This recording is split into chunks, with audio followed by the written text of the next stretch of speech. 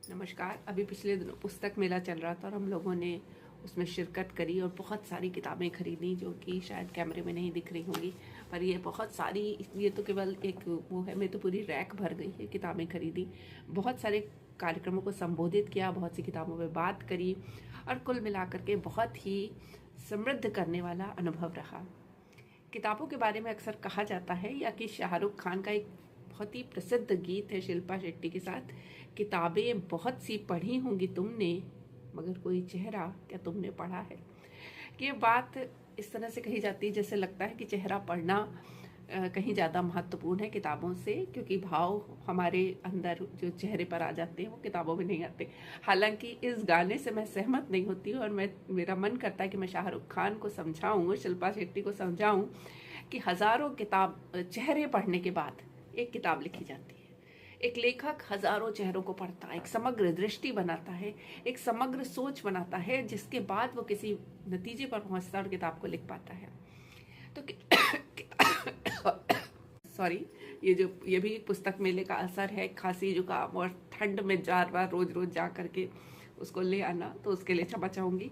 लेकिन जब लेखक लिखता है तो किसी समाधिस्थ योगी की तरह हो जाता है और संवाद का ये जो सिलसिला होता है लेखक और पाठक के बीच में, जिसमें लेखक और पाठक अलग अलग नहीं होते। संवाद के एक पुल पर लेखक होता है और दूसरे पुल पर पाठक होता है।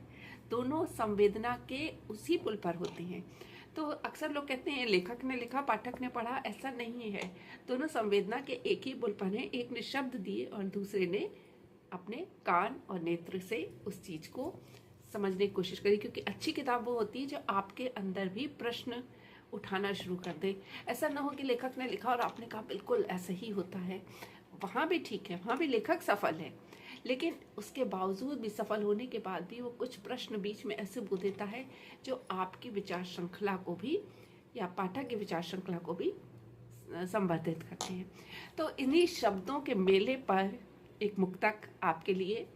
मौन मत साथी रहो अब गूंजने दो शब्द को, मौन मत साथी रहो अब गूंजने दो शब्द को, भाव भाषा से सुनो हर गांव घर आबद्ध हो, सिलसिला संवाद का रुकने न पाए ठान लो, सिलसिला संवाद का रुकने न पाए ठान लो, नाद और अनुनाद भर दो जो जगह उपलब्ध हो, नाद और अनुनाद भर दो जो जगह उपलब्ध हो।